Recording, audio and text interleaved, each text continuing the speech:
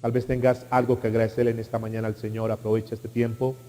Dile, Señor, gracias por mi vida, gracias por mi familia. Dile, gracias por el techo, el vestuario. Gracias por los recursos, el alimento, por tantas cosas, Señor, que tú hasta el día de hoy nos has dado. Y que muchas veces no nos detenemos para ser gratos contigo.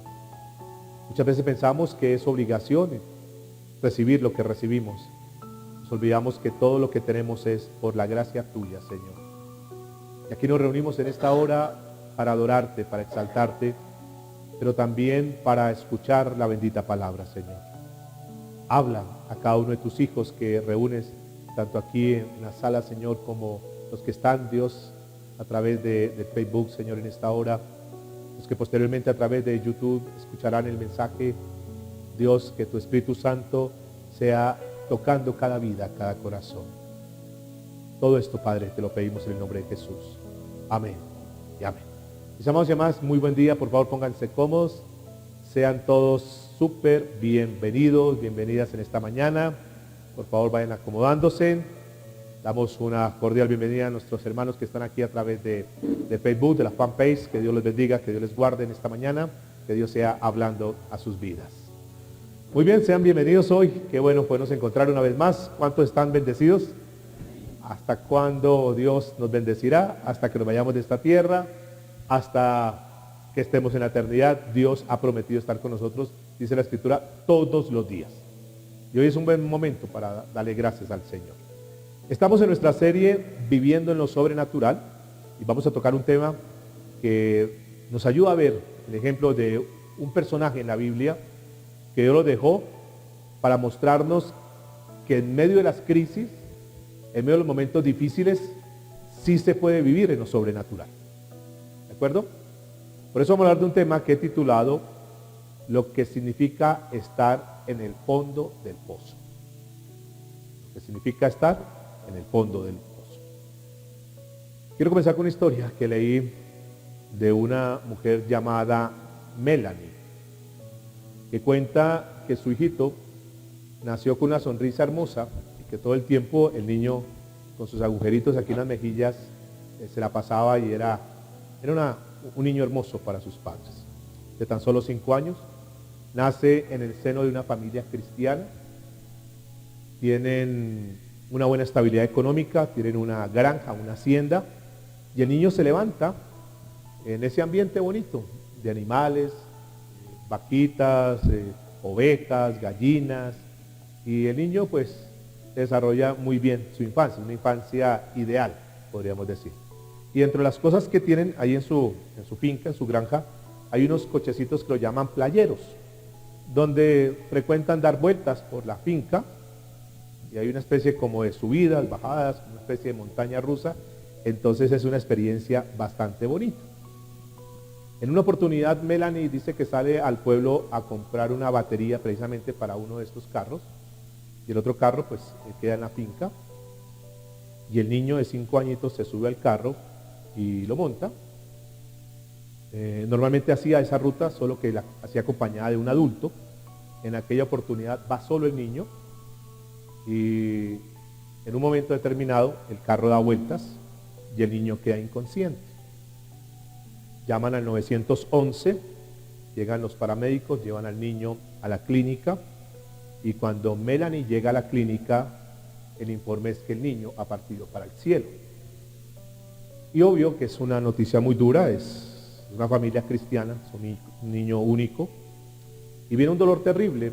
Dice Melanie que para ella fue algo muy duro, muy difícil, que ni siquiera las pastillas tranquilizantes, ni los tratamientos, ni las terapias podían ayudarle, que realmente era un tiempo muy difícil. Dice que el día lo trataban de llevar ocupados, su cabeza en otras cosas, pero cuando llegaba la noche era lo más terrible, porque venían los recuerdos de su niño, de Cooper, que se llamaba el niño, y lloraban toda la noche junto con su esposo hasta que les cogía el sueño al amanecer. Y fue un momento muy duro, porque es un cambio en su vida bastante brusco, como posiblemente también para muchos en un momento determinado la vida cambia. de una forma brusca, bien sea por la pérdida de un ser querido, bien sea por el mal diagnóstico que llega, bien sea por la crisis, bien sea porque un día tenías tu hogar, tenías tu familia, tenías tus hijos, pero hoy ya simplemente es parte de la historia, porque el hogar se ha desbaratado, hay un divorcio, hay una separación y hay un dolor. Y en uno de sus libros, el padre de Cooper escribe que no hay clase, no hay colegio, no hay universidad, no hay libros que puedan enseñar a una persona de cómo sobrellevar una situación difícil, de cómo poder sortear ese momento tan duro que es ver morir a su hijo en sus brazos. Y entonces él dice que él ha entendido lo que significa estar en el fondo del pozo, que de ahí sale la inspiración para el título de hoy, el significado de estar en el pozo.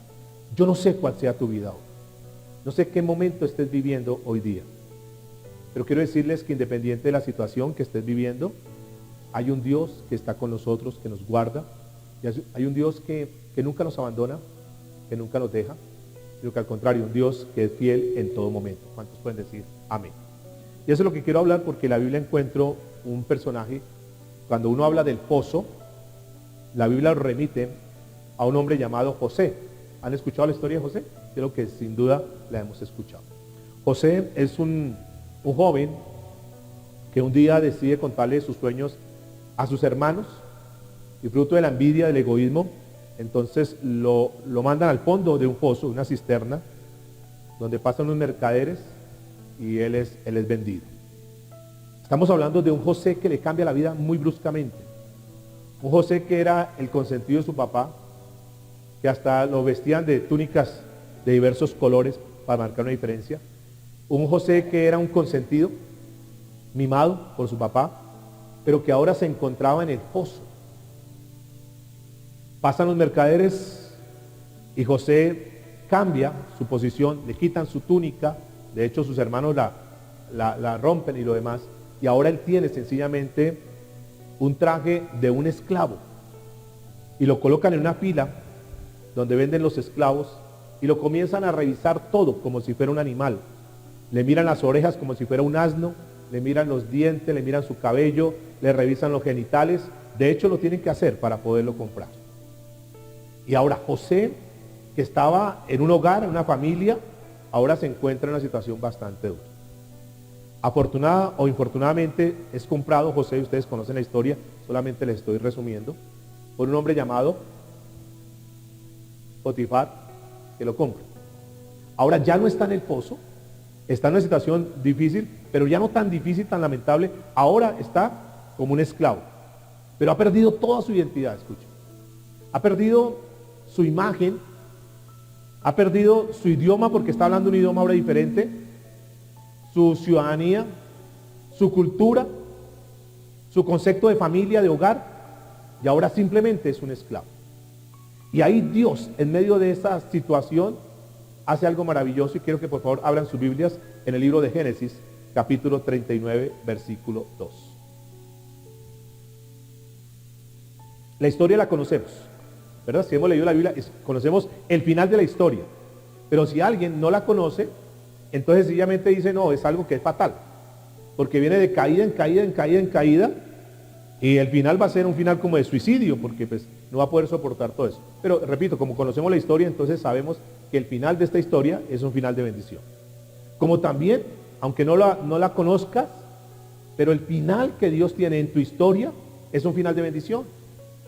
Que tal vez hoy estés viviendo un episodio, un capítulo, que no es el mejor, pero lo que la Biblia nos muestra es que a los hijos de Dios todas las cosas nos ayudan para bien, y que finalmente el epílogo del libro de tu vida, de la película de tu vida, en Dios va a ser un final de victoria. ¿De acuerdo?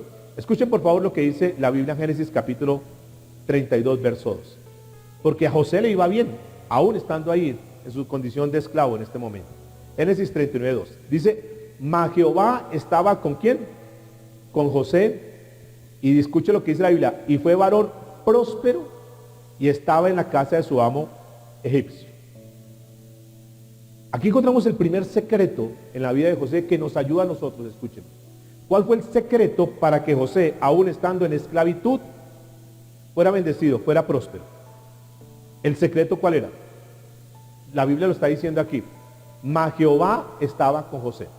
¿Por qué era bendecido José? Aún, escúcheme, aún estando en crisis, ¿por qué era bendecido? Porque Dios estaba con él. Dígale que está a su lado. Ese es el principio de la bendición. Que Dios esté con nosotros. Y que no importa la situación, no importa la condición, no importa el momento, no importa lo que tú estés viviendo, pero que si Dios está contigo, aún en esa situación, diga conmigo, Dios te va a bendecir. Ahora, escúcheme, José no clamaba diciendo, Señor, sáqueme de este pozo, Señor, sáqueme de esta condición de esclavitud. ¿Por qué Dios estaba con José? Porque José estaba con Dios, ¿cierto? Porque seguramente José era un hombre que buscaba de Dios, que clamaba a Dios, que no renegaba contra Dios, sino que al contrario, seguramente José era un hombre que decía, Señor, dame las fuerzas necesarias, ayúdame, respáldame, Señor, cobíjame, cúbreme, Señor, aún en medio de esta situación. Y Dios lo guardó, Dios lo cuidó, Dios estaba con él. Si seguimos leyendo el versículo 3, dice, y vio su amo, ¿cómo se llamaba su amo? Y vio su amo que Jehová estaba con él y que todo lo que él hacía, Jehová lo hacía prosperar en su mano. ¿Quién lo vio? ¿Quién se dio cuenta de eso? Diga conmigo, Potifar, que era un inconverso, era un impío. Pero se dio cuenta que ese esclavo era diferente, que todo lo que él hacía, el Dios de él lo bendecía y lo prosperaba. ¿Sí están notando eso? Escúcheme, no es la condición, no es la posición, es el respaldo que nosotros tengamos. Que independiente de cómo estés hoy, no sé cómo sea tu vida, repito, no sé qué estés viviendo hoy, pero lo que la Biblia nos está mostrando es que por causa de la bendición tuya, la gente que está a su lado, aunque no conozcan de Dios, van a reconocer que tienes un Dios grande y poderoso. Reconocían que no era el José como tal el que lo sacaba adelante, sino que era el Dios que estaba con José. No sé si me estoy haciendo entender. Que no importa lo que tú estés viviendo, pero la gente de afuera que no conoce de Dios, se tiene que dar cuenta, tiene que comenzar a notar que tú tienes un Dios tremendo, un Dios poderoso. Un Dios que aunque tu situación sea precaria, tu situación sea de crisis, tu situación sea, entre comillas, de soledad, de abandono, de divorcio, no sé, un mal diagnóstico médico, no sé lo que pueda estar pasando, pero que a pesar de esa situación, de estar en ese pozo de enfermedad o lo que sea, hay un Dios que está contigo, un Dios que te respalda. Eso es lo que vio Potifar. Un Potifar que no conocía a Dios, un Potifar que no conocía que era el Dios de Israel, que no había visto cosas maravillosas, pero que estaba viendo a un hombre donde el respaldo de Dios lo acompañaba. Y eso tiene que ser como un desafío para nosotros, un reto para nosotros. Que la gente que no conoce de Dios vea que tenemos el respaldo de un Dios todopoderoso y que no es la actitud de queja, de sentirnos como que, ay, el pobrecito, la pobrecita. No, es que nosotros tenemos una condición que es diferente. Y es que si estuviéramos solos en esta tierra, tendría sentido que nos estuviéramos quejando. Pero deberíamos ser el pueblo más feliz y más maravilloso, más contento, más gozoso, porque con nosotros está Dios y Él no nos desampara. El Dios que creó absolutamente todo cuanto existe, Él está con nosotros. Que tal vez sí está pasando un momento duro y difícil, pero tienes un Dios que está respaldando. Ahora, si seguimos leyendo, en el versículo 5, dice, y aconteció que desde cuando le dio el encargo de su casa y de todo lo que tenía, sigan leyendo por favor, Jehová bendijo la casa del egipcio a causa de José. Escúcheme. O sea, no solamente que José era bendecido, sino que donde se plantaba José, en lo que hacía José, había bendición. Que la casa del egipcio, donde vivía José, donde trabajaba José, también era de bendición. Es decir, que nos muestra algo bien interesante, mis amados. Que la bendición de Dios no solamente nos cobija a nosotros, sino que el entorno donde nos movemos también es bendecido por nuestra causa. En otras palabras, lo que la Biblia nos está mostrando es que un hijo de Dios es un canal de bendición para las personas que están a su lado, sin tener en cuenta, escúcheme, la condición de la persona. A veces decimos, no, pero es que yo sí quisiera ser de bendición, pero estoy esperando que Dios me bendiga para bendecir a otros. Estoy esperando que Dios me sane para poder hablar a otros. Estoy esperando que Dios me prospere para poder prosperar a otros. Y no es así. Es que dentro de la misma condición que estemos, cuando estamos tomados de la mano de Dios, el Señor nos bendice a nosotros y a las personas que están al lado. Miren lo que sigue diciendo. Y la bendición de Jehová estaba sobre ¿qué? Sobre todo lo que tenía, así en casa, como en ¿dónde? Como en el campo. No se pierdan, por favor, lo que trato de decirles y a donde quiero llevarlos. José estaba en el pozo. José estaba en esclavitud. José no había salido de la crisis. Escúcheme, no había salido de la crisis y sin embargo, aún ahí en la crisis, era bendición para otros. Quiere decir esto, que en la posición, en la condición que nos encontremos, nosotros podemos ser de bendición a otros. ¿Están de acuerdo? Que no podemos tener una mentalidad de queja, de lamento, de victimarios porque estamos viviendo determinada situación, sino que debemos entender que Dios nos quiere utilizar, aún en la condición que estamos, para bendecir a otros. Me explico. Si una persona está enferma, nosotros no podemos estarnos quejando porque estoy enfermo y Dios, hasta cuando yo esté alentado decimos, voy a hablar a otros de un Dios de milagros. Si Dios nos permite ir a un hospital, a una clínica, porque ¿cuántos saben que los cristianos también nos enfermamos? ¿Sí sabían eso? ¿Sí? ¿Que también nos morimos? ¿Sabían eso también? Sí, sí.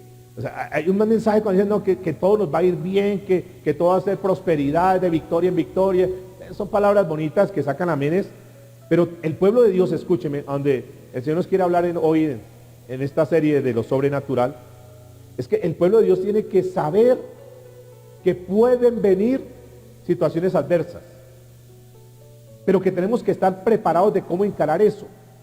Y la manera como Dios nos prepara es a través de su palabra. Para que cuando vengan situaciones de crisis, no es que sea un mensaje fatalista o negativo, no. Es un mensaje donde debemos estar preparados para que cuando venga una eventualidad que puede suceder, sepamos cómo reaccionar. Porque cuando se transmite un mensaje solamente de bendición, y cuando viene una calamidad, cuando viene un momento difícil, como no tienen nada de dónde agarrarse, la gente se echa para atrás y la toman contra Dios. El pueblo de Dios tiene que estar formado, capacitado, para saber cómo enfrentar los momentos de crisis. Nos han enseñado, cuando se habla del pozo, nos han mostrado un Dios que nos saca del pozo, un Dios que nos bendice, y ese es el Dios que tenemos. Pero también tenemos que predicar al Dios que está con nosotros cuando estamos en el pozo. Porque quiero decirles que aún en el pozo, Dios está con nosotros. ¿Sí? En ese momento que tú dices, una situación dura, difícil, pero quiero que entiendas que Dios está contigo. Dígale que está a su lado, Dios está contigo. Tanto en el pozo como fuera del pozo. Ahora, el pozo, dice la Escritura, es bendecido a causa del que está en el pozo injustamente. Porque Dios hace justicia. Y Dios tarde que temprano iba a hacer justicia con José. Pero José no era el que estaba ahí renegando, pero si ve, entre más busco a Dios, mire esta situación. Como pasa con algunos. Entre más voy a la iglesia, entre más colaboro, entre más le sirvo a Dios, mire esta situación. Dios, pero ¿por qué? No, José no era así. José decía, Señor, no entiendo por qué estoy pasando eso. La verdad cambió mi vida de una forma diametralmente opuesta a lo que yo estaba viviendo. Pero Señor, independiente de lo que estoy viviendo, yo sé que tú estás conmigo. Y sé que tú estás haciendo algo. Sé que tú vas a hacer algo, Señor. No lo entiendo todavía, pero sé que tú vas a obrar. ¿Cuántos saben que Dios obra? Ahora, si está el momento difícil, si hay una enfermedad y tienes que ir a un hospital, a una clínica, no reniegues. Sino más bien diga, Señor, gracias por esta oportunidad que me das, porque aquí yo puedo ser luz para otras personas. Y entonces viene la enfermera, ¿y qué haces? le compartes de Dios. Entonces viene el médico y le compartes de Dios.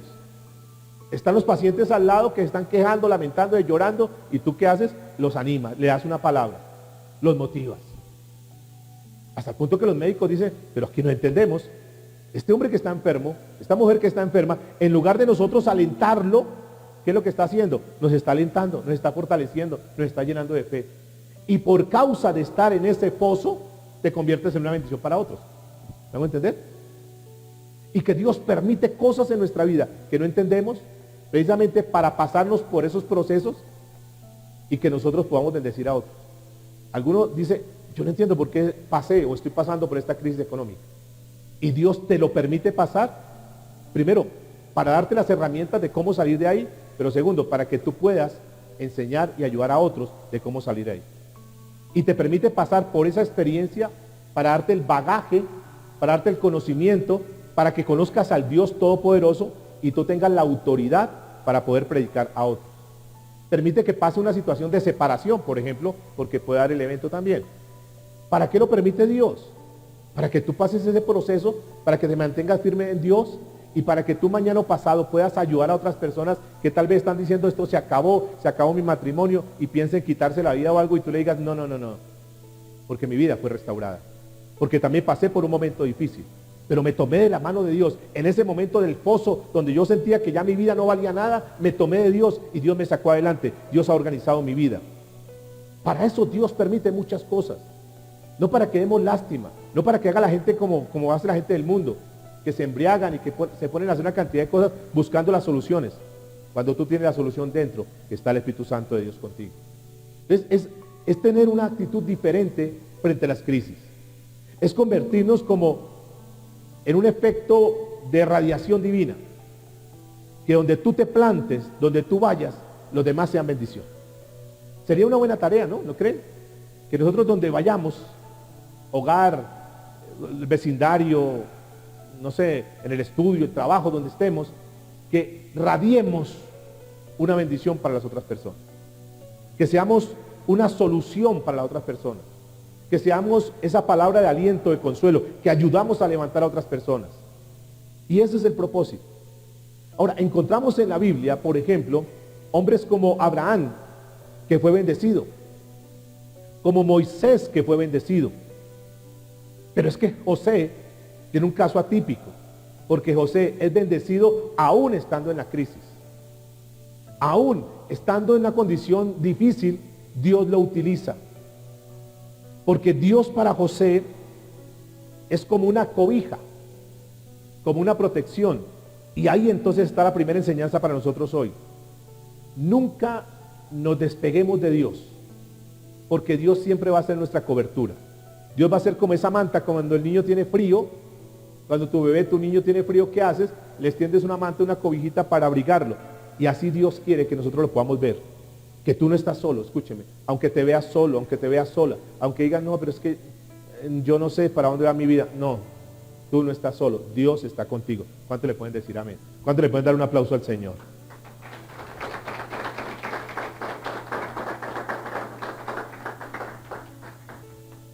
¿No será que en lugar que le pidamos a Dios que nos saque del pozo, lo que tenemos que decirle a Dios es que esté con nosotros, que nos respalde, que nos cobije? No importa en dónde estamos, porque son dos cosas. Uno es pedirle, Señor, sáqueme de este pozo, y otra es, Señor, si tú tienes a bien tenerme en este pozo, ok, voy a estar en este pozo hasta cuando tú lo tengas, pero Señor, que tú siempre estés conmigo. ¿Sí? Son dos cosas diferentes, ¿lo notan? Porque alguien puede decir, Señor, sáqueme de esta crisis. Alguien dice, puede pasar una crisis económica, Señor, sáqueme de esta crisis, y puede estar orando de esa manera. Otro puede decir, Señor, voy a aceptar el trato tuyo, pero te quiero pedir que mientras estoy en esta situación económica difícil, tú estés conmigo, Señor. Tú me estés respaldando. Esa fue la oración de José seguramente.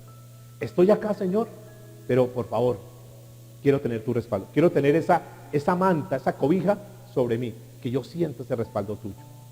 Entonces, son dos cosas que tenemos que mirar ahí. Porque a José le cambió el idioma, le cambian las costumbres, como muchas veces nos cambia el idioma a nosotros también. sin saberlo, terminamos aprendiendo el idioma de las enfermedades, porque el médico lo diagnosticó. Y entonces un día estábamos bien, y ya luego sentimos que comenzamos a estar mal, y comenzamos a escuchar nombres de medicamentos que no conocíamos. ¿Les ha pasado? Nombres de tratamientos que no teníamos ni idea, y comenzamos a escuchar cosas que, wow, y termina eso siendo parte de nuestro lenguaje. Entonces ya escuchamos hablar de cáncer, escuchamos hablar de tumores, escuchamos hablar de metástasis, escuchamos hablar de artrosis. Dice, yo no sabía ese idioma, pero la situación nos terminó enseñándonos cosas nuevas. No sabíamos la cultura del divorcio, pero muchos terminan aprendiendo esa cultura del divorcio y viviendo su vida como divorciados o como viudos o como viudas, que no sabían cómo era, pero el estar en ese pozo ahora les enseñó cómo ser una mujer viuda y cómo seguir adelante en Dios a pesar de su viudez, a pesar de su crisis económica. Cómo Dios en medio de las situaciones nos enseña. Y comenzamos a aprender un vocabulario en la crisis. Y aprendemos a ser más mesurados. Y aprendemos a manejar presupuestos, que antes no lo manejábamos. Porque la situación nos llevó a eso. Entonces ya no hacemos compras compulsivas. Ahora pensamos antes de hacer una compra. Ahora analizamos bien el presupuesto. Ahora tasamos más las cosas. Todo eso nos lo enseña las mismas situaciones que estamos viviendo. Que si no pasáramos por esas situaciones, nunca hubiéramos aprendido. Pero vamos a seguir mirando la historia de este hombre. Porque ¿qué pasó aquí con él? Que Dios siempre lo respaldó y que las victorias, dígale que está las victorias vienen cuando hay una gran batalla. Diga, luego de una gran pelea. Ustedes saben que la historia de José no terminó ahí en el pozo, no terminó siendo un esclavo, ustedes la conocen muy bien. Pero lo lindo es que Dios se mostró a José en las situaciones que estaba. Como Dios diciéndonos, yo soy el Dios de los montes, entiéndase las crisis, los momentos difíciles, pero también soy el Dios de los montes, de los momentos buenos que tú estás viviendo. Ese es el Dios que se quiere revelar a nosotros. Un Dios que lo queremos conocer o lo debemos conocer como el Dios que está con nosotros en todos los momentos, buenos y malos, en los momentos dulces y amargos de la vida, en los momentos de risa y en los momentos de tristeza, de llanto, en los momentos que estamos, escúcheme, en los momentos que estamos bien, espiritualmente hablando, y en los momentos cuando también fallamos y pecamos. Dios en todo lugar y en todo momento siempre está con nosotros. Amén. Ese es el Dios que está ahí. El Dios que estuvo con Israel en todo momento. Por eso nuestra confianza, que es la enseñanza central del libro de José, nuestra fortaleza tiene que estar en la confianza a Dios. Cuando nosotros tenemos confianza en nosotros o en los hombres, fallamos. ¿Han escuchado personas que dicen, yo confío en mis fuerzas, en mi capacidad, en mi negocio, y yo lo único que le pido a Dios es que me dé fuerzas? Pero ¿cuántos se han dado cuenta que con el pasar de los años las fuerzas se van acabando? Los reflejos se van acabando.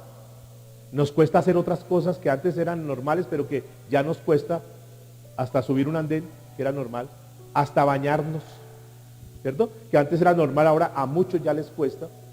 Entonces nuestra confianza no puede estar en nosotros mismos, en nuestras fuerzas, sino solamente en Dios. Porque cuando las fuerzas se acaban, entonces nos quedamos sin nada.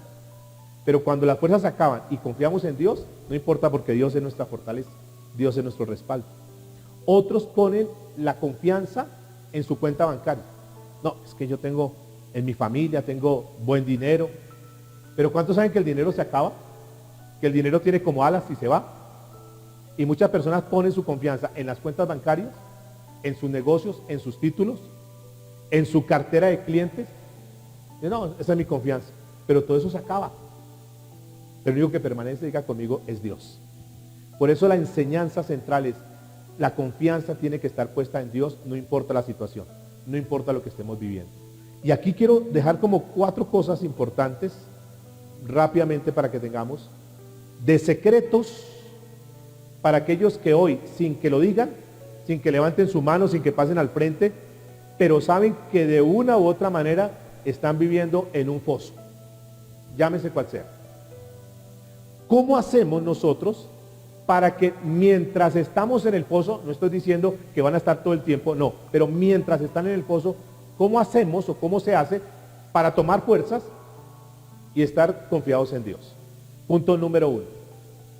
En medio de la soledad, en medio de la crisis, en medio de, digamos, la cárcel, en medio del pozo, lo primero que tenemos que hacer, escúcheme, es buscar la presencia de Dios. Por encima. No es salir a buscar el psicólogo, no es salir a buscar al banco, no es salir a buscar al agiotista, al gota a gota, al compadre, al vecino en la tienda que da buenos consejos. No, no. Frente a la crisis, frente a los momentos difíciles, frente a este pozo de problemas, algunos están en lo profundo y ahí en esa situación lo primero que tenemos que hacer, diga conmigo, es buscar a Dios. Y para buscar a Dios hay dos tipos de personas. Unos que son como piedras y otros que son como esponjas. Si tú tomas una piedra y la echas a lo profundo del océano, la piedra se hunde y la piedra con el tiempo cambia el color. Y de pronto la erosión comienza a cambiarla por fuera. Pero por dentro sigue siendo esa piedra seca. Y así hay un grupo de personas que cuando están en momentos de crisis se acercan a Dios y aparentemente cambian, pero su corazón sigue siendo como una piedra. Y entonces Dios le dice, mira, tú tienes que cambiar tu forma de ser, tienes que cambiar ese carácter, tienes que perdonar. Entonces aparentemente escuchan un mensaje y dicen, uy, sí, voy a vivir esa palabra, pero salen y dicen, no voy a cambiar. Es que lo que me hizo este hombre, es que lo que me hizo esta mujer, yo no lo puedo perdonar, yo no lo puedo olvidar. Y siguen con su corazón de piedra. Entonces Dios no puede trabajar con ese tipo de corazones. El Espíritu Santo no puede trabajar con una persona que no se quiere dejar transformar. Pero hay otro grupo de personas que son como una esponja. ¿Qué pasa si tú tomas una esponja y la echas al agua? ¿Qué hace la esponja? Absorbe. Se transforma, cambia. Es el grupo de personas que dicen, está bien, Señor. No voy a seguir con mi actitud. No voy a seguir peleando contigo, Señor. Voy a sujetarme a lo que tú digas. Y si tengo que cambiar, lo voy a hacer. Y si tengo que perdonar, lo voy a hacer. Y si tengo que cambiar mi carácter, mi forma de actuar, lo voy a hacer. Señor, lo que tú me digas, yo lo quiero implantar en mi vida y lo voy a hacer. A esas personas, Dios hace una transformación. Porque está el respaldo de Dios. Y Dios mismo los saca a flote y los pone en bendición. Entonces uno en la vida, escúcheme, tiene las dos actitudes. O somos como piedras, a ver, convénzame. O somos como esponjas, Señor, ¿listo? Lo voy a hacer. ¿Cuál es tu actitud? Dígale que está a su lado, ¿cuál es tu actitud? Dile, ¿como piedra o como esponja? El que es como piedra, quiero decirles, difícilmente saldrá del pozo. Difícilmente el Señor lo podrá levantar, porque el Espíritu Santo no puede trabajar con un corazón que es como una piedra. De hecho, la Biblia dice que al orgulloso y al altivo, el Señor lo mira como de lejos. Ok, ¿quieres seguir así? Allá. Dale solo entonces, reme solo. Pero al que es que humilde, sencillo, ¿qué hace el Señor? Extiende su gracia. Ok, Señor, reconozco que fallé. El error fue mío. Voy a pedir perdón. Voy a ir a reconciliarme con mi esposa, con mi esposo, con mis empleados, con mis hijos. Voy a tener una actitud diferente, Señor. ¿Qué hace el Señor? El Señor lo respalda. El Señor le ayuda. El Señor extiende ¿qué? Su gracia. Ese es el Dios que tenemos.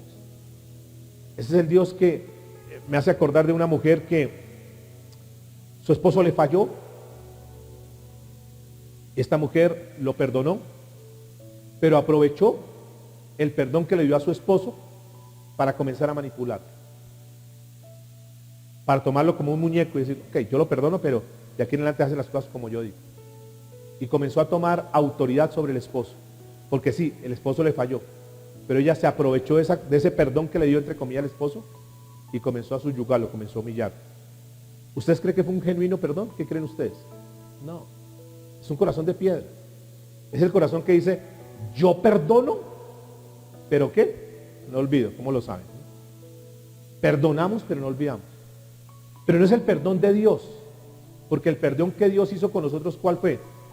de perdón y de olvido, de tomar nuestros pecados y echarlo ¿a dónde? A lo profundo de la mar. ¿Y qué más? Y no hacer memoria a ellos. Que es el corazón que Dios quiere que nosotros tengamos. No es el corazón que dice, bueno, yo lo perdono, pero coge la libreta y dice, yo voy a comenzar a anotar de aquí en adelante. No, perdono y olvido absolutamente. No es el corazón que dice, yo la perdoné, pero me acuerdo lo que me hizo hace 10 años. Me acuerdo como si hubiera sido ayer. No, es un corazón que perdonó y olvidó. Es un corazón que dice, Señor, yo quiero ser restaurado, yo quiero ser sanado. Esto es lo primero. Que podamos pedirle al Señor de su presencia. Y para eso tenemos que tener un corazón como de esponja. Un corazón, seguramente que José dijo, Señor, no entiendo esto, es duro lo que estoy pasando, pero Señor, se tomó lo que dice la Escritura ahí en Hebreos 13:5, lo que me fortalece es saber que tu presencia está conmigo, que tú nunca me vas a dejar, que tú nunca me vas a abandonar.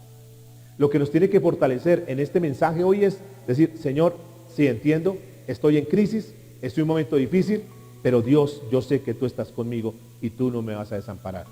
Y Dios, escúcheme, te ha traído hoy para decirte, mujer, hombre, jovencito, no te sientas solo, no te sientas desamparado, porque Dios está contigo, porque Dios ha puesto la vista en ti. Y aunque muchas veces sientas que no escuchas a Dios, muchas veces sientes que como que no hay un respaldo de Él, no es cierto, Dios está contigo. ¿Cuánto le pueden decir amén al Señor? Díganle que está a su lado. Dios dice que no nos dejará, que no nos desamparará, que Él se ha empecinado a estar contigo y que te va a ayudar hasta el final. ¿De acuerdo? Porque conocemos un Dios que no nos deja solos, que no dejó solo a José. Un Dios que está con nosotros. Un Dios que se conoce como, lo dijo el profeta Sofonías en el capítulo 3, versículo 17, que el Señor es el respaldo de Él y que Dios está en medio como guerrero victorioso. Así que en este momento, escúcheme, de la situación que estás viviendo, tú no estás solo, número uno, Dios está contigo.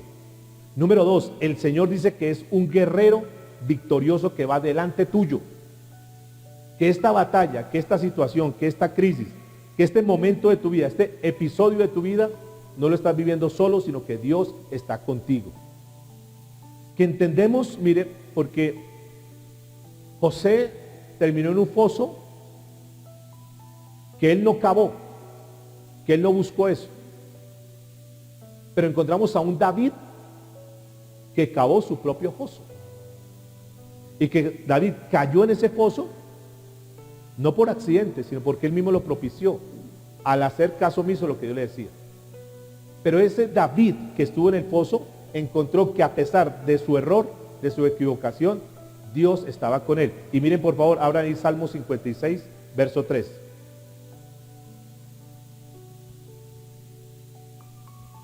Ahora pregunto, ¿José tenía razones para enojarse de estar en el foso? ¿Qué dicen ustedes? ¿Sí tenía razones? Sí, claro, porque fue injusto, porque no se le merecía, porque no ha hecho nada malo. David tenía razones para enojarse con Dios porque estaba en el pozo. ¿Qué creen ustedes? ¿La culpa fue de Dios? ¿De quién fue la culpa? De David. Pero mire lo que escribe aquí en el Salmo 56:3. Cuando siento miedo, pongo en ti, ¿qué? Mi confianza. ¿Qué dijo David?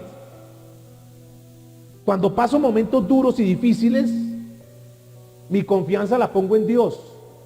Escuche mi iglesia, enseñanza para nosotros. Cuando estemos en ese pozo, cuando pasemos momentos duros y difíciles, diga conmigo, nuestra confianza tiene que estar en Dios. Aquí como una ecuación, a mayor crisis, a mayor dificultad, a mayores problemas, mayor nuestra confianza en Dios. Entre más tengamos problemas, lo que la Biblia nos está advirtiendo aquí en el Salmo, entre más tengamos problemas, entre más nos sintamos solos, entre más nos sintamos con miedo, más debemos poner nuestra confianza en ¿quién? En Dios. Diga, crisis, sinónimo de poner la confianza en Dios. Crisis, sinónimo de decir, yo tengo que buscar a Dios en este momento difícil. Ahora, sigue diciendo el salmista en el capítulo 42, verso 5. ¿por qué te abates, oh alma mía? Nosotros somos constituidos, hechos, alma, cuerpo y espíritu. ¿Qué es lo que maneja los sentimientos? ¿Dónde se manejan los sentimientos? Salmo 42:5. ¿Dónde se manejan los sentimientos? En el alma. El alma, escúcheme, el alma en el ser humano es lo que tiende a entristecerse, a preocuparse, porque en el alma está ¿qué? El conocimiento, el intelecto, los sentimientos, los pensamientos están en el alma. Cuando pasa una persona un momento de crisis, escuchen esto, lo que se afecta es el alma. Y mire lo que dice David: ¿por qué te abates, oh alma mía? Es decir, David se está hablando a sí mismo. David se está predicando a sí mismo. Porque lo que tiene que estar más fuerte en nosotros, ¿qué tiene que ser? La parte espiritual. Porque cuando la parte espiritual está fuerte, podemos controlar las otras áreas. Y por eso David, mire lo que dice: ¿por qué te abates, oh alma mía, y te turbas dentro de mí? Se predica él solo. Espera en Dios, porque aún he de alabarte, salvación mía y Dios mío. Es decir, cuando estemos tristes, melancólicos, cuando estemos pasando por un momento de crisis, tenemos que estar muy fuertes en lo espiritual para ser levantados, para que tú mismo digas: sí, escúcheme, estoy en problemas, estoy en situación difícil, estoy pasando por un momento álgido en mi vida, pero Dios está conmigo, pero Dios me respalda, pero Dios me ha dado el abrigo y la cobija para poder sostenerme. Estamos en crisis, sí, pero tenemos un Dios grande que está con nosotros. Estoy solo hoy, sí, pero sé que Dios está conmigo, es mi amparo, mi compañía, mi fortaleza. Estoy pasando por momentos de crisis, sí, pero yo sé que Dios abre puertas y Dios me va a ayudar. Estoy pasando por un momento de crisis, sí, tal vez a nivel de enfermedad y lo demás, pero Dios puede hacer un milagro en mi vida y Dios puede sanarme. Entonces, la parte espiritual, cuando está fuerte, tiene que animar, tiene que levantar al alma, la parte almática, que es lo que está haciendo David. Pero para eso tenemos que estar conectados con Dios, para que nuestra parte, por eso la Biblia dice que busquemos primeramente ¿qué? El reino de Dios, que tengamos una conexión. Estamos hablando del primer punto, de cómo hacer nosotros cuando estamos en el pozo. Tenemos que estar espiritualmente bien. Ustedes recuerdan un día que Moisés se le dejó una comisión, una tarea, que era sacar al pueblo. Y Moisés, yo creo que se rascaba la cabeza y decía: pero yo ¿cómo hago para sacar a este pueblo? ¿Cómo hago para alimentar a todo este pueblo? Y estaba en un foso, un problema, una dificultad, no porque él haya buscado, solo porque Dios lo colocó allá. Pero ¿cuál fue la reacción de Moisés? ¿Qué dijo Moisés? ¿Voy a salir en mis fuerzas a luchar? ¿Voy a salir a combatir en mis fuerzas? No. Un día se reúne con Dios y le dice: Señor, ok, voy a aceptar esta empresa, voy a aceptar esta comisión, pero solamente con algo: que tu presencia esté conmigo. Si tu presencia no ha de ir conmigo, yo no me muevo acá, Señor, no me muevas de acá. ¿Qué entendió Moisés? ¿Qué entendió David? ¿Qué entendió José? Que el gran secreto para superar las crisis es que Dios esté con nosotros. Que si Dios está con nosotros, tenemos la capacidad para enfrentar cualquier problema que se nos avecine. Punto número 2, además de eso, aprendamos ahí en el pozo del carácter, de la experiencia que Dios nos ha dado. Dios permite las crisis para que saquemos lo que nosotros hemos aprendido, para que saquemos la formación del carácter que Dios nos ha dado a través de la experiencia. Repito una vez más, no es para que nos estemos quejando, sino que cada vez que tú vienes a la iglesia, cada vez que tú lees la Biblia, cada vez que escuchas la palabra de Dios, Dios te está dando como en esa aljaba esas flechas para que cuando vengan los momentos difíciles tú saques eso, saques la palabra. ¿No fue así que el Señor pudo luchar contra Satanás cuando venía a tentarlo? ¿Qué le decía a Jesús? Escrito está, escrito está. Por eso es que es muy importante, escúcheme, que en los momentos difíciles de nuestra vida nosotros tengamos palabra de Dios. Y es una tarea de nosotros los pastores, de los líderes de las congregaciones y lo demás, dotar a la iglesia de toda la palabra para que sepan cómo manejar momentos de crisis, momentos difíciles. A veces nosotros, cuando tenemos que dirigir un sepelio, una cosa así, algunos no saben ni qué decir, porque como le enseñaron a las personas que siempre era victoria, y cuando la familia está llorando, la familia está en momentos de crisis, no saben ni qué decirles. Entonces se vuelven a encontrar lo que pasó en la pandemia ahorita, aquellas iglesias que hablaban de solo bendición, que el cristiano no se enfermaba, que nosotros estamos en Cristo, entonces comenzaron a morir algunos cristianos también. Entonces aquellos decían, ¿y ahora qué? ¿De qué nos cogemos? Si siempre le dijimos a la iglesia que íbamos a estar en victoria, ahora que estamos en crisis, algunos negocios se quebraron, entonces se quedaron sin argumento. Es por eso, mis amados, que en los momentos que estemos en el pozo, punto número 2, es que saquemos el carácter, saquemos la experiencia, saquemos la palabra que Dios nos ha dado. Que entendamos que cuando está más oscuro la noche, es porque se avecina ¿qué? El amanecer. Que podamos enseñar a la iglesia que cuando están en momentos duros y críticos, hay una bendición que nos espera. Hay una bendición. O sea, tú puedes decir hoy, estoy en el fondo, en el fondo. Quiere decir que hay una bendición que Dios tiene para ti, que está por venir. Punto número 3. Cuando estés en el pozo, entonces hablamos de lo 1, que buscamos más a Dios con intensidad. Número 2, cuando estamos en el pozo, ¿qué hacemos? Sacamos el carácter, sacamos la palabra que nos ha dado, ponemos en práctica todo lo que sabemos. Punto número 3, ahí vamos a clamarle a Dios. Llega el momento del clamor en algunos momentos de nuestra vida. Les he dicho muchas veces, ustedes pueden decir, pastor, ayúdeme a orar por mi hijo, ayúdeme a orar por mi hija. Y yo con el mayor de los gustos lo hago. Pero una cosa es la oración que yo pueda hacer, una cosa es la oración que pueden hacer los hermanos por tu hijo, por tu hija, y otra es la oración que tú puedas hacer por tu hijo. Alguno puede decir, pastor, ayúdeme a orar porque la relación en mi matrimonio no está bien. Y podemos orar por esa relación, para que Dios restaure, para que Dios sane, para que Dios saque a luz todo, para que haya perdón, para que haya restauración de hogar. Eso lo podemos hacer nosotros. Eso es algo. Pero otra cosa es tú que estás viviendo eso. Tú que está en juego tu matrimonio, que está en juego la salud de su familia, que está en juego el bienestar de tus hijos. Una cosa es orar y otra cosa es clamar. Y en el fondo del pozo, Dios lo permite, lo que tenemos que hacer para sobrevivir, para estar ahí, en el fondo del pozo es, diga conmigo, clamar a Dios con todo el corazón. Con todo el corazón. Que salga como de lo más profundo, de las entrañas. Como cuando hemos clamado por algún hermano que está enfermo y que uno lo siente, que uno dice, entonces se vuelve un clamor, no es Señor, sánalo, Señor, tal cosa. No, es que sale del corazón. Y eso es lo que el Señor nos muestra, que en el fondo, en el pozo, cuando tú estés, lo que tienes que hacer es clamar. Pero escúcheme, hay un grupo de personas que se han acostumbrado a vivir en el pozo. ¿Sí sabían eso?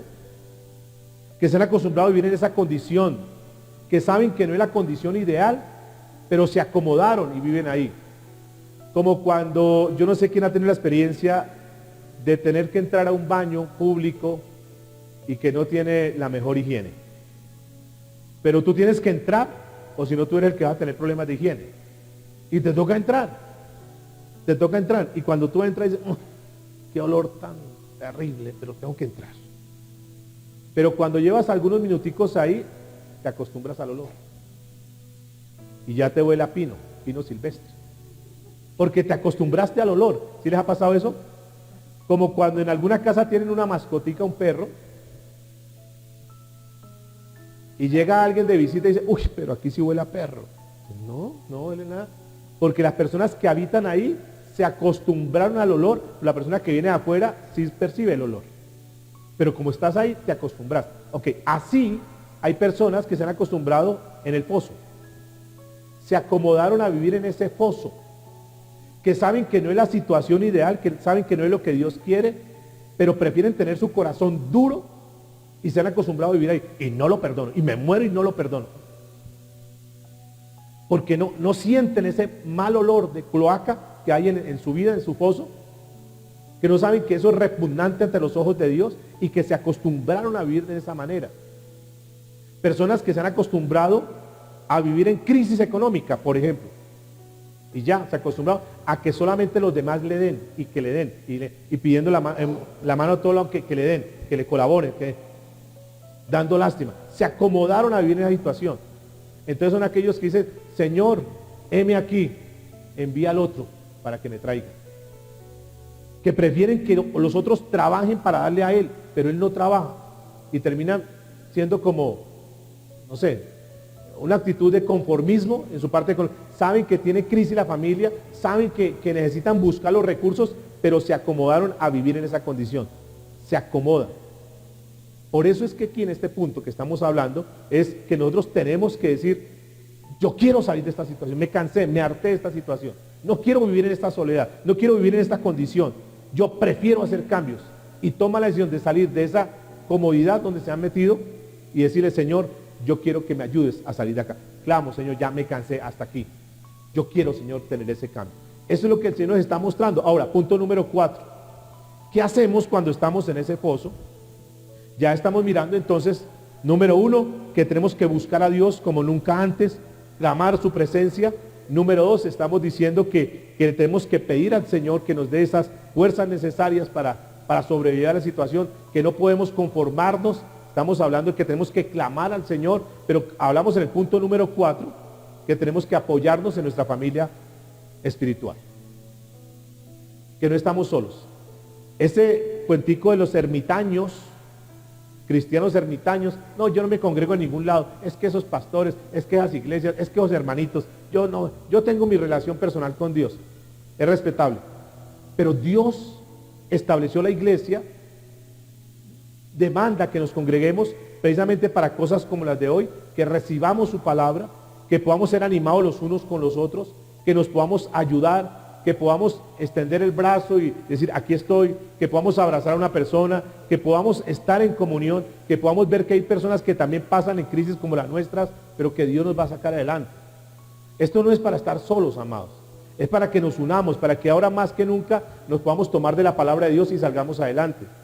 Ustedes recuerdan la historia, por ejemplo, de Amalek, cuando se enfrentó contra el pueblo de Israel, y que está Amalek y Moisés.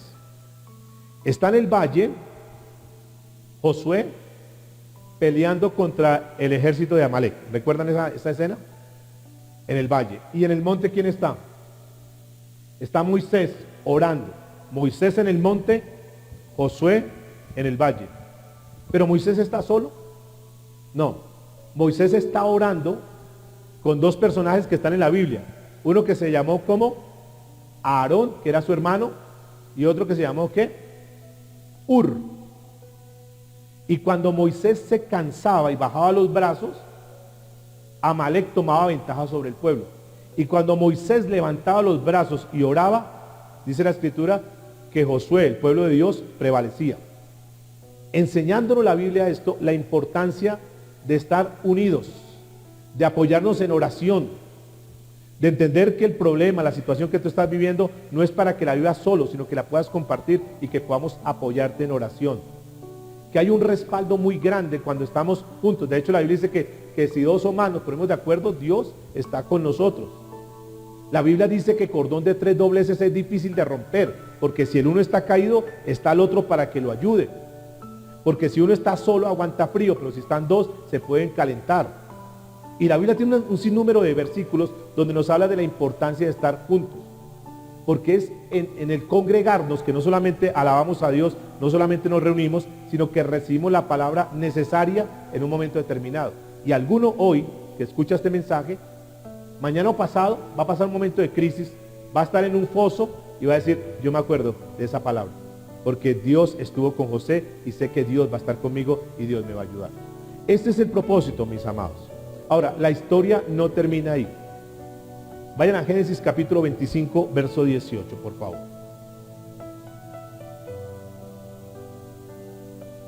Dice la escritura, voy a leer en esta versión. Esto es para que tengamos en cuenta, mis amados, que Dios nos respalda, Dios está con nosotros, que hay una promesa de Dios, que nunca nos abandonará, que nunca nos dejará. Y dice en Génesis 28, 15, además, yo estoy contigo, estoy leyendo la Nueva Traducción Viviente, Además, yo estoy contigo y te protegeré donde quiera que vayas. Llegará el día en que te traeré de regreso a esta tierra. No te dejaré hasta que haya terminado de darte todo lo que te he prometido. ¿Cuánto pueden decir amén?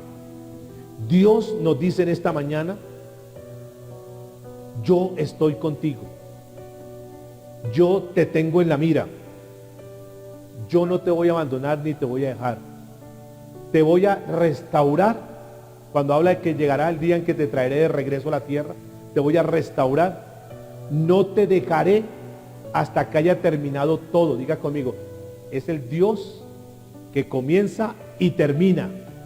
No tenemos un Dios que nos deja en la mitad del camino, escúcheme. No tenemos un Dios que nos va a dejar en vergüenza. Tenemos un Dios que si nos la jugamos toda con Él, el Señor nos respalda y nos saca al otro lado. ¿Cuánto pueden decir amén? Dice, y te voy a dar todo lo que te he prometido. Yo no sé quién necesitaba esta palabra hoy. Que Dios te diga, nunca, nunca te dejaré. Cuando uno ama profundamente, yo no sé si les ha pasado a ustedes, cuando uno ama profundamente, no pierde uno de vista a esa persona. La está uno pensando en todo momento. Está uno pendiente de dónde está, dónde va.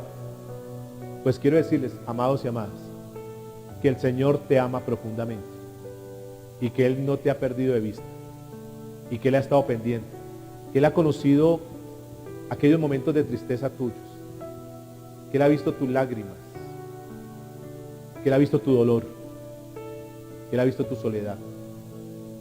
Pero hoy te trae particularmente para decirte que nunca te dejará, que Él siempre va a estar contigo, que aunque los demás te dejen, Él siempre va a estar contigo. De hecho, la Biblia dice que aunque tu padre y tu madre te abandonaran, el Señor nos recogerá con todo. Este es el Dios que tenemos. Un Dios que le dio una bendición tremenda a José. Un día José estaba en la cárcel, al otro día era primer ministro, segundo al mando de toda una nación. Y escúcheme, por causa de la bendición de José, toda una nación fue bendecida. ¿Sí sabían eso?